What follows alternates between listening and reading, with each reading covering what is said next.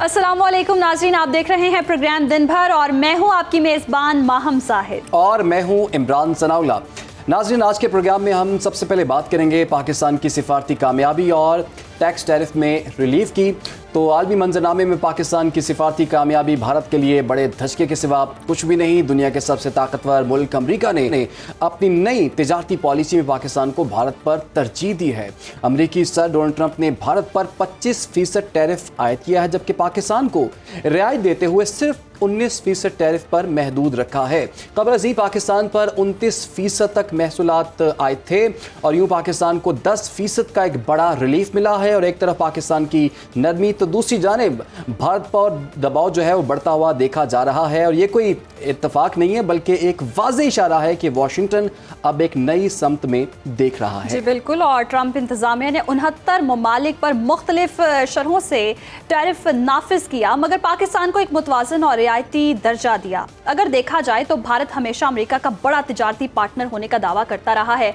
भारत अपने ज़रूरी शोबे के तहफ़्फ़ुज़ के पीछे छुपने की कोशिश कर रहा है, मगर अमेरिका भारतीय चालाकी को पहचान चुका है और दुनिया ने देख लिया है। जैसे ही ट्रंप ने 100% टैरिफ की बात की, भारत के पांव उखड़ गए। ट्रंप की धमकी के बाद भारत की सरकारी रिफाइनरीज ने रूसी तेल की खरीदारी रोक दी है और भारत की कमजोर होती हालत की तरफ ये बड़ा वाज़ेह इशारा है कि भारत ने अमेरिका से F-35 जंगी तैयारे खरीदने का इरादा तब्दील कर लिया है। अमेरिकी सदर ट्रंप का कहना है कि मुझे कोई फर्क नहीं पड़ता, भारत अपनी मुर्दा मईशत समेत डूब जाए। दुनिया की सुपर पावर और बड़ी मईशत भारतीय मईशत को मुर्दा करार दे रही है, तो ये सिफारती जुबान में इंतहाई सख्त तनकीद मानी जाती है। दूसरी तरफ भारत में ऑपोजिशन लीडर राहुल गांधी का कहना है कि ट्रंप ने जो कहा वो सच है और मोदी सरकार ने भारत की मईशत, दिफा और खारजा पॉलिसी को तबाह कर दिया है।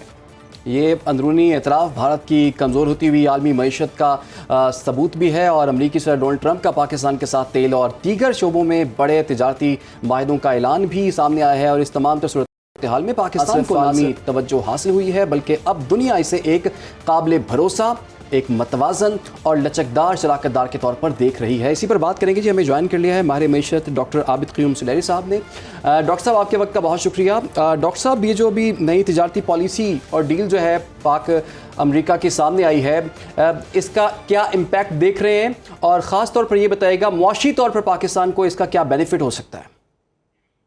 देखिए, पाकिस्तान का जो पेट्रोलियम एक्सप्लोरेशन पे अमेरिका के साथ मुआहदा है वो तो एक इकोनॉमिक डिप्लोमेसी में एक कामयाबी है। अगर हम टैरिफ्स को देखते हैं तो टैरिफ्स पे कोई बहुत बड़ा ब्रेक थ्रू नहीं हुआ है।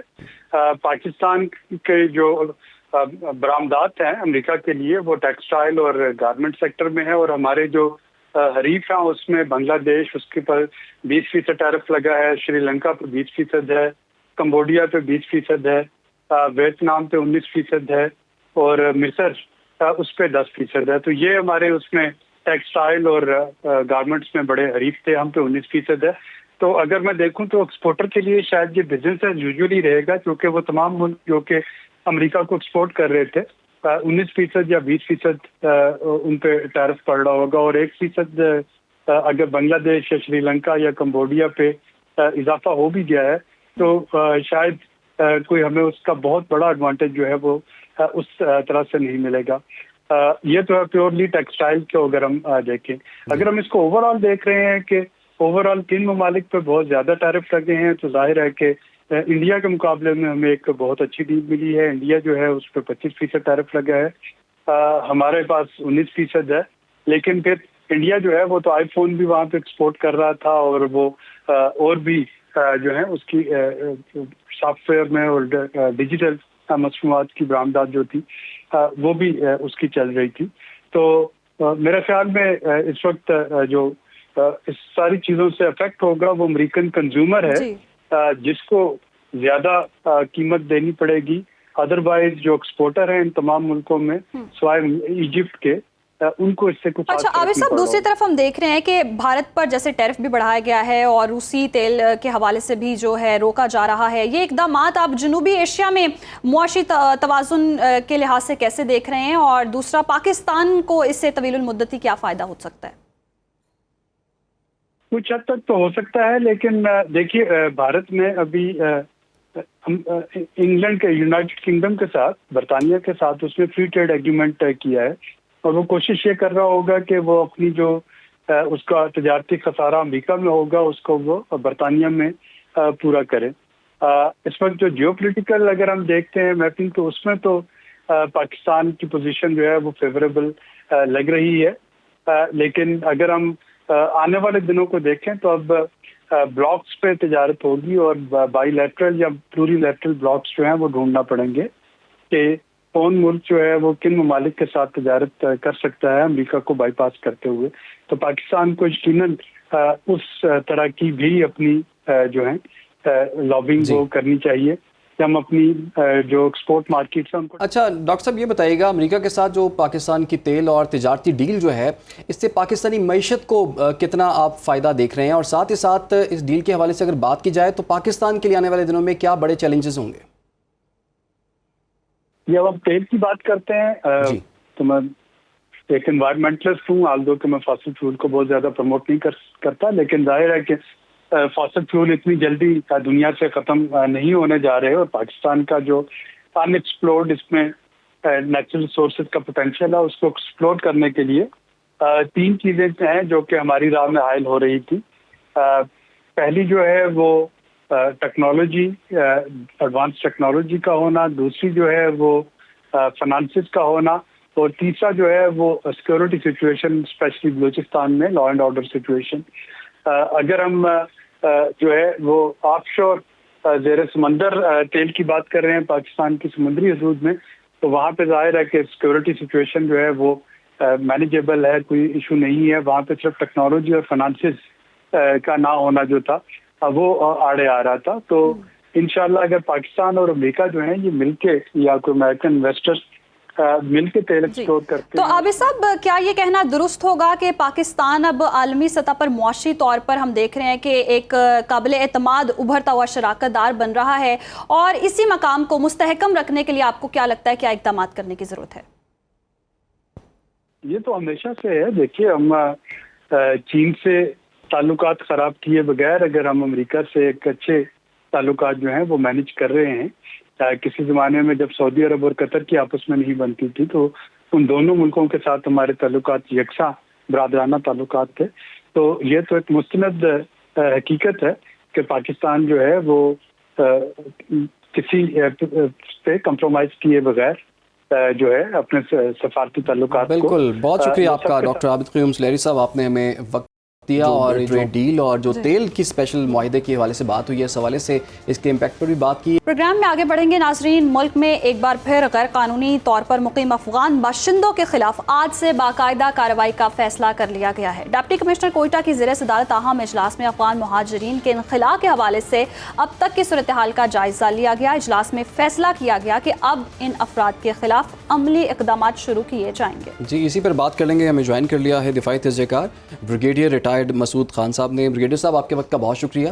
ब्रिगेडियर साहब, अब तो काफ़ी टाइम से हम सुनते भी आ रहे हैं और इसकी डेडलाइंस भी दी गई थी। आपको लगता है कि जो अब ड्राइव शुरू हुई है इसके कुछ नताइज बरामद होंगे, और ये प्रोसेस आपके ख्याल में कितने टाइम फ्रेम में मुकम्मल हो सकता है? देखा जाए तो मेरे ख्याल में जिस तरीके से ये प्रोसेस स्टार्ट हुआ था, अभी ऑलमोस्ट 1 मिलियन के करीब वापस जा चुके हैं, और उसमें डिफरेंट कैटेगरीज के लोग शामिल थे। लास्ट वास अफगान सिटीजन कार्ड होल्डर्स थे, उनको भिजवा रहे थे। स्टिल मेरे ख्याल में स्टिल पाकिस्तान के अंदर should not be less than 3 million करीब के अफगान यहाँ पाकिस्तान में हैं। इसमें 1.4 मिलियन तो वो लोग हैं जो ऑलरेडी प्योर कार्ड होल्डर हैं, जो डॉक्यूमेंटेड है। इसके अलावा अनडॉक्यूमेंटेड भी हैं, असाइलम सीकर्स भी हैं, और इसके अलावा ऐसे अफगान भी हैं जो मर्ज हो चुके हैं विद द लोकल पॉपुलेशन। और मेरे ख्याल में देखिए, इस गवर्नमेंट ने और इसमें जिसमें जब चीफ ऑफ आर्मी स्टाफ की बात करते हैं फील्ड मार्शल आसिम मुनीर ने बड़े क्लियरिटी के साथ एक अफगानिस्तान की पॉलिसी दी है, और इस पर कोई कंप्रोमाइज नहीं। अभी हमारे रिसेंटली फॉरेन मिनिस्टर भी गए थे, इंटीरियर मिनिस्टर भी गए थे वहाँ, जहाँ पे दहशतगर्दी की बात हुई वहाँ पे अफगान रिफ्यूजीज की भी बात हुई, इनकी रिपेट्रिएशन की बात हो रही है, और सिस्टमेटिक तरीके से हमने इनको भेजना है। और लास्ट में प्रूफ ऑफ रजिस्ट्रेशन कार्ड वाले जाएंगे, क्योंकि they are being covered by united nation, UNHCR के अंडर आते हैं। सो मेरे ख्याल में हम भिजवा सकते हैं कि विल पावर है, और उसमें एक वी आर एडमेंट कि हमने इनको वापस भिजवाना। आप ईरान की सूरत हाल देखें ना, कि वहां से जब से ये उन पर हमले हुए थे उसके बाद सस्पेक्टली उन्होंने सस्पेक्ट किया है कि बहुत सारे लोग they were working for reportedly for Mossad. तो दैट्स व्हाई दिल्ली के हिसाब से 50 से 60 हजार उन्होंने वहां से भेजे हैं। तो मेरे ख्याल में हम तो एक इज्जत और वकार के साथ इनको जी। वापस भिजवाना चाहते हैं। और सिंस 1979 से हमारे पास ये लोग रह रहे हैं और डिफरेंट फेजेस में पाकिस्तान में आए हैं। सो लेकिन it is in Masood the साहब, इस इंटरेस्ट हवाले से ऑफ काम तो अफगान। बहुत हो रहा है और इंसानी हमदर्दियां भी शायद इस में आड़े आ जाती हैं, क्योंकि अफगान बाशिंदों की तरफ से भी मुतालबात किए गए कि जी वो वापस जाना नहीं चाहते, कुछ ऐसी भी सूरत हाल रही। तो आपको नहीं लगता कि ये गैर कानूनी जो दाखिला है इसी पर ही पाबंदी लगा देनी चाहिए और किसी तरह एंटर ही ना हो सकें ये? अभी हम तो उस पर ऑलरेडी आ चुके हैं। देखें, बॉर्डर पे सील ऑलमोस्ट कर दिया गया है। और दो प्रोमिनेंट क्रॉसिंग पॉइंट्स है। वन इज तोरखम के जरिए, द अदर इज चमन के जरिए। अब ये पाकिस्तान ने ये पॉलिसी इंप्लीमेंट कर दी है, विदाउट पासपोर्ट आप पाकिस्तान में इंटर नहीं हो सकते हैं। इवन जो ट्रक ड्राइवर से पहले वो लोग थे, अभी उनके भी वो शर्त लगाई गई है, जब वो पाकिस्तान में दाखिल होंगे तो पासपोर्ट लेके आएंगे, उनके पास वीजा होंगे। तो अब सिस्टम है वन डॉक्यूमेंट रजीम कंसेप्ट, अब इट इज बीइंग इम्प्लीमेंटेड। मेरे ख्याल में पाकिस्तान के इंटरेस्ट में है कि ये सिस्टम हो। कि यह देखें कि चीफ ने भी ये कंसेप्ट दिया था, एक हार्ड स्टेट और सॉफ्ट स्टेट वाला फर्क होना चाहिए। Let's act as a hard state, और हमने अपने रूल्स एंड रेगुलेशन पॉलिसीज जो पाकिस्तान के नेशनल इंटरेस्ट में, हमने उसको इम्प्लीमेंट करवाना है। So that's why one document regime implement हो गया है। और फ्यूचर में जब भी लोग आएंगे तो इन डॉक्यूमेंट्स को दिखा के इस चीज के जरिए पाकिस्तान में दाखिल हो सकते हैं। अच्छा ब्रिगेडियर साहब, हम देख रहे हैं कि जैसे अफ़गान उबूरी हुकूमत है वो तो बाकायदा तौर पर तैयार नज़र नहीं आती थी कि इन लोगों को रिसीव करे वहाँ पर, और वो बार बार पाकिस्तान से ये कहते रहे कि कुछ वक्त दे दिया जाए, कुछ मोहलत दे दी जाए। अगर हुकूमती लेवल पर ये मामला तय हो जाए तो आपको नहीं लगता ये इनखिला जो है जिसके लिए हम इतने महीनों से, इतने सालों से कोशिशें कर रहे हैं, ये जल्दी मुमकिन हो सकता है? देखें जी, ऑलरेडी कि अफगान गवर्नमेंट भी ऑन बोर्ड है। और स्पेशली देखें जी, अफगान सिटीजन कार्ड होल्डर जो यहाँ से ऑलमोस्ट चले गए हैं, कुछ अभी भी रहते हैं, ये अफगान गवर्नमेंट के ताउन से डॉक्यूमेंट हुए थे लोग। सो वो अफगान गवर्नमेंट भी ऑन बोर्ड थी। पीओआर कार्ड वाले सिलसिले में अफगान गवर्नमेंट ऑन बोर्ड है। आज से चंद साल पहले जब 9/11 के बाद, या 20 साल जब अशरफ गनी और करजे की हुकूमत थी, तो उस वक्त Afghan refugees they were unwilling to go back. वो कहते थे कि वहां पे सिक्योरिटी सिचुएशन है, परसिक्यूशन के चांसेस है, तो हम नहीं जाना चाहते हैं। तो यूनाइटेड नेशन का इनको फिर कवर मिलता था। अब देखिए, तालिबान ने खुद कहा है कि ये लोग वापस आ सकते हैं, हम इनको वेलकम करते हैं, ये अपने मुल्क में वापस आए। किसी वक्त में पुल फैक्टर की बात होती थी, तो अभी हालात वहाँ बेहतर है, पीस है, अमन है वहाँ पे। हालात डॉलर की अच्छी वहाँ पे वैल्यू है। तो मेरा ख्याल में सिंस अभी मसला पता है क्या है, कि क्योंकि यहाँ पे थर्ड जनरेशन यहाँ पे पैदा हुई है, जी। उन्होंने अफगानिस्तान देखा भी नहीं है। फिर यहाँ पे सहूलतें हैं, यहाँ पे रोजगार के मौके बहुत सारे हैं। और अफगानिस्तान में आपको पता है जिस तरीके से वहाँ सिचुएशन है, तो दैट्स वाई वो दे आर नॉट अनविलिंग। लेकिन सिंस पाकिस्तान ने, यूएनएचसीआर ने इनको स्किल ट्रेनिंग भी दी हुई है, जी। और ये वापस जाके दे कैन सही, बी तो अब विदाउट ए पासपोर्ट या वीजा कंस्ट्रक्टिव। एंट्री नहीं हो सकी कि मसूद साहब साथ ही मौजूद रहिएगा। एक बार भारत ने अपनी पुरानी चालाकियों का सहारा लेते हुए पाकिस्तान के खिलाफ आलमी सतह पर साजिशें शुरू कर दी हैं और इस बार निशाना फाइनेंशियल एक्शन टास्क फोर्स यानी फैटफ है। भारतीय हुकूमत ने वजीर आला खैबर पख्तूनख्वा अली अमीन गंडापुर के एक बयान को तोड़ मरोड़ कर पेश किया, सयाको सबाक से हटकर पेश किया और उसे फैटफ में पाकिस्तान के खिलाफ बतौर सबूत जमा कराया है। जी अच्छा ब्रिगेडियर साहब, ये मामला भी आपसे हम डिस्कस करेंगे। भारत ने एक मरतबा फिर से कोशिश की, अभी चंद दिन पहले भी उसने दोबारा कोशिश की थी फैटफ में पाकिस्तान को बदनाम करने की और पाकिस्तान को दोबारा से ग्रे लिस्ट में डालने के लिए एफर्ट्स कर रहा था। एक मरतबा फिर से अब बयान को यूज़ किया जा रहा है, इस पर आपकी क्या राय है और ऐसी सूरत हाल से बचने के लिए पाकिस्तान की क्या स्ट्रेटजी होनी चाहिए? देखें, अब तो ये मुमकिन ही नहीं है। देखें कि ये कोई डिक्टेशन पे, इंडिया के डिक्टेशन पे एफएटीएफ ने नहीं चलना है। वन हमारे पास बड़ा स्ट्रांग केस है, हम काउंटर जाके इंडिया पे केस कर सकते हैं। एफएटीएफ में देखें ना, यूरेनियम की चोरी इंडिया में हो रही है for the last several years, और मार्केट में ओपन सेल हो रही है। तो उस पे तो हम दुनिया में किसी ने कंसर्न शो नहीं किया, सीरियस मसला था। सेकंड, देखिए यूनाइटेड नेशन, यूएस का कमीशन ऑन रिलीजियस फ्रीडम, उन्होंने कहा कि रॉ पे सैंक्शन लगनी चाहिए। उन्होंने कहा वो रॉ जिस तरीके से इंडिया के अंदर वहां पे एक्ट कर रहा है, वो उन्होंने कहा ह्यूमन राइट्स की वायलेशन है, तो हमारे पास वो सॉलिड केस है। ट्रांसनेशनल डिप्रेशन में देखे दहशतगर्दी दुनिया भर में ये करवा रहे हैं, ये तो एक वो है, दुनिया जानती है कि पन्नू पे असोसिनेशन प्लाट हुआ, हरदीप सिंह निज्जर को मारा गया, जी। और इसी तरह अवतार सिंह खांडा यूनाइटेड किंगडम में मारा गया, पाकिस्तान के अंदर कश्मीरी मारे गए हैं, सिख मारे गए हैं, वो केस बनता है। तो इसके अलावा देखें कि बहुत सारे एट्रॉसिटीज है या मुसलमानों के साथ जो इंडिया के अंदर हो रहा है, क्रिश्चियंस के साथ मणिपुर में जो हो रहा है, सो एक यकीनन हमारा मसूद केस भी बड़ा साहब, स्ट्रांग इंडिया का जो प्रोपेगेंडा है वो तो पूरी दुनिया के सामने बेनकाब हो चुका है, और जिस तरह से दहशतगर्दी कर रहा है उसके शवाहिद भी अब तो मिल गए हैं, सबूत भी सामने आ गए हैं। तो ये तो आलमी दुनिया के लिए भी अब खतरा है, अमन के लिए भी खतरा है भारत, तो इसको तो फिर दहशतगर्द मुल्क डिक्लेयर कर देना चाहिए।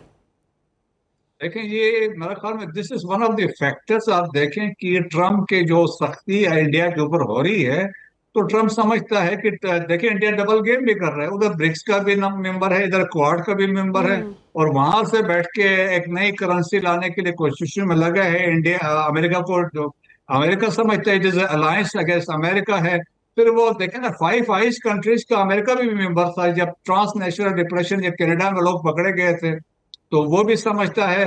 और फिर देखिए टैरिफ वाले मसले पे भी है, अमेरिका भी यही कहना है, हमारे ऊपर बड़ा टैरिफ लगा है, जब हम बात करते हैं तो हम पे हमारी बात वो सुनता नहीं है। तो दैट्स वाई उसने कहा है ना कि ट्रम्प ने कहा है कि इनकी जो economy, they are dead economies, तो उन्होंने कहा 25% इस पर टैरिफ लगा। सो बहुत सारे वजूहत है, अमेरिकन भी समझते हैं कि इंडिया का जो अगली फेज है ना, that has been expose internationally, तो अब ये इंडिया के लिए मुश्किलात है। दैट्स वाई कि उनकी कोशिश अभी दरमियान में कि जाके चाइना के साथ कोई पेचअप कर लें। तो मेरे ख्याल में हमारे पास भी एक सॉलिड केस है, इंटरनेशनल कम्युनिटी भी अंडरस्टैंड करती है, तो हमें भी जाके इनको एक्सपोज करना चाहिए। और हमें तो एक और डोजियर तैयार करके रिसेंटली DGISPR ने भी बड़े डिटेल में बताया था मुझे, संदीप का जो एक नेटवर्क रिसेंटली झेलम में पकड़ा गया था, जी। और इसके अलावा जाफर एक्सप्रेस हो या DI खान में हमले हो, बाकी है फितना उल खवारिश है, फितना उल हिंदुस्तान है, ऑल द प्रॉक्सीज है, हमारे पास इसके लिए एबंडेंस सबूत हैं। अच्छा ब्रिगेडियर साहब, जैसे कि आपने जिक्र भी किया, डोजियर्स का जिक्र किया, तो अभी तक 5 डोजियर्स तो पाकिस्तान इंटरनेशनल जो बड़े बड़े ममालिक हैं, कम्युनिटीज़ हैं, उनको पेश कर चुका है। भारत के जितने भी सबूत हैं, ऐसे सबूत जो कि दहशतगर्दाना सबूत हैं, पाकिस्तान के अंदर भी हमने देखा, इंटरनेशनली कुछ मिसालें आपने भी हमारे नाजरीन से शेयर की हैं। आपके ख्याल में ये तमाम एफर्ट जो हैं भारत पर कितना दबाव डालेंगी? और बिलाखिर हम देख रहे हैं भारत एफर्ट बड़ी कर रहा है, SCO में एफर्ट कर रहा है, FATF में एफर्ट कर रहा है, ब्रिक्स की आपने बात की, तो भारत की बात को मानने के लिए कोई भी मुल्क, कोई भी स्टेट तैयार नहीं है। तो ये पाकिस्तान के लिए कितनी अच्छी अपॉर्चुनिटी है कि पाकिस्तान अपने बयानिए को जो है दुनिया के सामने रखे। फिर जी, आपकी आवाज कट रही है, लेकिन बस जो मैं समझ चुका हूँ, देखें कि मेरे ख्याल में एक बड़ा अच्छा मौका है, जिस तरीके से अभी सिचुएशन है, एक we can seize the opportunity. और जिस तरीके से हमारी डिप्लोमेसी बड़ी कामयाब रही है, जब रिस्टोरेंट में हम बात करते हैं diplomatically we defeated India, politically defeated India, militarily defeat कर दिया, मॉरली हमने उनको डिफीट कर दिया। और अभी आप देखें ना कि आपकी जो डिप्लोमेसी है, जिस तरीके से आप देखें, आपने एक बैलेंस आउट कर दिया है, चाइना के साथ भी, अमेरिका के साथ भी, तो उससे एक इत्मीनान की फजा आपने कायम की है। सो दैट्स वाई अभी एक मौका हमारे पास है कि हम इस अपॉर्चुनिटी को सीज करें, और हम एक और डोजियर बनाएं, और उसको ले जाके हम FATF में हम प्रोएक्टिव रहे, इसमें जाके इनको एक्सपोज करें। सो हमें सपोर्ट करने वाले बहुत सारे होंगे, FATF के फोरम पे भी होंगे, और बाकी एल्सवेयर जो है यूनाइटेड नेशन में भी जी हो, वहां पे है सिक्योरिटी काउंसिल में चाइना हमेशा आपके साथ खड़ा रहता है, बिल्कुल। या मिडिल ईस्टर्न कंट्रीज भी साथ होंगे। तो हमें भी देखें कि इंडिया खुद अभी इस तरह एक्सपोज हो चुका है, जिस तरीके से आज जो उनके लोकसभा में यकीनन जहां इंडिया जो है वो सवाल उठ पूरी रहे हैं। दुनिया के सामने एक्सपोज हो चुका है। ब्रिगेडियर रिटायर्ड मसूद खान साहब हमारे साथ मौजूद थे, बहुत शुक्रिया। और दूसरी जानिब हम देख रहे हैं कि पाकिस्तान के मौक़िफ़ को आलमी दुनिया में पजीराई मिल रही है, और पूरी दुनिया के सामने भारतीय चेहरा बेनकाब हो चुका है कि दहशतगर्दाना कार्रवाइयों में मुलव्वस है, चाहे वो कनाडा ले लें, अमेरिका ले लें या पाकिस्तान में ले लें, हर जगह भारत जो है वो दहशतगर्दाना जो कार्रवाइयाँ हैं उन पर गामजन है। और भारत को लगाम डालने के लिए हमारी पाक अफवाह जो है, हमारी सिक्योरिटी इदारे जो हैं वो मुतहरिक हैं, और हम वक्त तैयार हैं। ये बारहा कहा गया है, कोई भी मैली आंख से देखेगा उसको मुंह तोड़ जवाब दिया जाएगा। फिलहाल प्रोग्राम में यहाँ वक्त हुआ है ब्रेक का। प्रोग्राम में एक मरतबा फिर से आपको खुश आमदेद कहते हैं। बात करते हैं मौसम की। पाकिस्तान के मुख्तलिफ इलाकों में बारिशों का सिलसिला जारी है, जबकि गिलगित बल्तिस्तान में सैलाब ने तबाही मचा दी है। गिलगित बल्तिस्तान हुकूमत ने सूरत हाल को मद्देनजर रखते हुए 8 अजला के 37 देहात को बाकायदा आफतज़दा करार दे दिया है और अब तक के आदाद-ओ-शुमार की बात की जाए तो 10 अफराद इसमें जाँ बहक हुए हैं, जबकि दर्जनों लापता हुए हैं। और इसके साथ साथ मुतासरा इलाकों में फसलों और इंफ्रास्ट्रक्चर को भी शदीद नुकसान पहुंचा। इसी पर बात करने के लिए हमारे साथ मौजूद है माहिर माहौलियात जवेरिया कैस साहिबा। बहुत शुक्रिया आपके वक्त का। जवेरिया साहिबा, कहिएगा, जिस तरह से हम देख रहे हैं मौसम की खासी तबाहकारियां हैं और 37 देहात को बाकायदा तौर पर आफतज़दा भी करार दे दिया गया है, क्या समझते हैं आने वाले वक्तों में मौसम कैसा रहेगा? ऐसी ही बारिशों का सिलसिला जारी रहेगा और मज़ीद कितने स्पेल आने बाकी हैं? थैंक यू जी। बहुत अच्छी बात आपने पूछी है। बात सिर्फ इतनी है कि हमें समझने की कोशिश ये करनी चाहिए कि जो सैलाब की तबाहकारियां अभी आ रही हैं, एक तो इनको पहले से प्रेडिक्ट किया गया था। दूसरी बात यह है कि आगे भी बारिशें जो हैं इसी तरह से चलेंगी, क्योंकि 1961 के बाद ये आपका 2022 में जो सैलाब आए थे और अभी 2025 में जो बारिशें आई हैं और जो सैलाब आ रहे हैं, जो इलाके मुतासर हो रहे हैं, बात सिर्फ इतनी है कि ये सबसे वेटेस्ट अगस्त जो है वो आपके सामने आया है। आपको और हमें ये देखना पड़ेगा कि अभी क्योंकि बारिशें अभी जानी है सितंबर तक, सिर्फ बात यह है कि हमारी प्लानिंग में कहाँ कमी थी। ये जो आपके पास और हमारे पास इदारे हैं जिसमें डिजास्टर रिस्क मैनेजमेंट की बात होती है, या आपको पहले हमें मेट्रोलॉजिकल जो डिपार्टमेंट्स हैं वो बता देते हैं कि इस तरह का प्रॉब्लम आने वाला है, तो हमें प्लान कर लेना चाहिए कि हमने लोगों को किस तरह से आगाह करना है। अगर बारिशें आ जाएंगी, अगर हमारी गर्मी की वजह से जो ग्लेशियर्स हैं वो मेल्ट हो जाएंगे और दरियाओं में पानी की सतह बढ़ जाएगी, बारिशें ज्यादा होने की वजह से अगर सैलाब आएंगे तो लोगों को हम कहाँ पर जो है वो लेकर जा सकते हैं। क्योंकि जब प्रॉब्लम आ रही होती है तो हम आगाह तो करते हैं, लेकिन इस बात की प्लानिंग थोड़ी सी शायद कमी रह जाती है कि लोगों को वहाँ ट्रीट कैसे किया जाएगा। ठीक है जी जवेरिया साहब, आपसे दोबारा हम रब्ता करने करेंगे और ये पाकिस्तान के लिए एक बहुत बड़ा चैलेंज हमें नज़र आ रहा है। और जैसे कि आपने खुद भी बताया, एडवाइजरी भी जारी होती है, अलर्ट भी जारी होते हैं, मुख्तलिफ NDM में, PDM में इतने इदारे हैं जो कि इस हवाले से मेट डिपार्टमेंट जो है वो भी काफ़ी अलर्ट होता है। ये तो बता दिया जाता है कि बारिशें होंगी, लेकिन उसके बाद जब नुकसान देखते हैं तो लगता है कि शायद पहले तैयारी नहीं थी, कोई प्लानिंग नहीं थी, या फिर मलबा यही डाल दिया जाता है कि इस साल बारिश बहुत ज़्यादा हो रही है, कुदरती आफात इतनी ज़्यादा हैं कि उसको कंट्रोल करना मुश्किल होता जा रहा है, लेकिन हुकूमत बर वक्त पॉलिसीज़ नहीं बनाती है। और जैसे कि जवेरिया साहिबा ने भी कहा कि हम अलर्ट जारी करते हैं, बताते हैं, और जब अलर्ट जारी कर दिया जाता है, बता दिया जाता है, तो हुकूमत को चाहिए कि इस हवाले से खातिर खा इंतज़ामात भी करे। जवेरिया साहिबा से हमारा रब्ता बहाल हुआ है। जी जवेरिया साहिबा, जैसे कि आप कह भी रही थी कि अलर्ट जारी किया जाता है और आगाह भी किया जाता है हुकूमतों को, और पॉलिसीज़ बनाने में नाकामी हो जाती है। आपको लगता है जिस तरह से जितनी तबाहकारियाँ हुई हैं, हुकूमती पॉलिसीज़ में भी नाकामी थी? जी देखिए, नाकामी की बात तो मैं बिल्कुल नहीं कहूँगी, सिर्फ इम्प्लीमेंटेशन का प्रॉब्लम आता है। लॉ भी हमारे पास मौजूद है, कि जब हम कोई पॉलिसी जो है वो हम लागू करते हैं तो फिर उसको हमें चेक करना चाहिए कि वो कहाँ तक इम्प्लीमेंट हुई है, और इम्प्लीमेंट होने के बाद फिर हमें उसका फीडबैक भी चेक करना चाहिए कि क्या लोगों तक वो चीज़ पहुंची है, क्या वो कार्रवाइयाँ हुई थी, क्या वो मेजरमेंट्स लिए गए थे, किस बिल्कुल इन तमाम चीज़ों को जो है वो मद्देनज़र रख के एक बाकायदा पॉलिसी जो कि हुकूमती लेवल पर हो, तमाम सूबों में उसकी इम्प्लीमेंटेशन भी उसका ख्याल रखना चाहिए। बहुत शुक्रिया आपका जवेरिया कैस जोया साहिबा, आपने हमें वक्त दिया। फिलहाल एक छोटी सी ब्रेक, हमारे साथ रहिएगा। आगे बढ़ेंगे जी। हुकूमत पंजाब और वर्ल्ड बैंक के इश्तराक से ज़िला खुशाब की तहसील नूरपुर थल के गांव तीतरी को मॉडल विलेज बनाने का मंसूबा अपनी पहली ही आजमाइश में बुरी तरह नाकाम हो गया है। तरक्याती काम का दावा तो किया गया, लेकिन गुज़श्ता रात होने वाली बारिश ने तमाम मंसूबे की कलई खोल कर रख दी है। गाँव में सीवरेज सिस्टम मुकम्मल तौर पर बैठ गया है, मैन होल ज़मीन में धंस गए हैं, नाक़िस मटीरियल, करप्शन और निगरानी के फुकदान ने उनकी ज़िंदगी अजीरन कर दी है। अवाम ने वज़ीर आला पंजाब मरीम नवाज़, DC खुशाब मैडम फरवा आमिर और असिस्टेंट कमिश्नर नूरपुर थल से फौरी नोटिस लेने का मुतालबा किया है। बात करेंगे अपने नुमाइंदे शकील खान से। जी शकील, यहाँ पर क्या सूरत हाल है और अवाम को किन मुश्किलात का सामना है?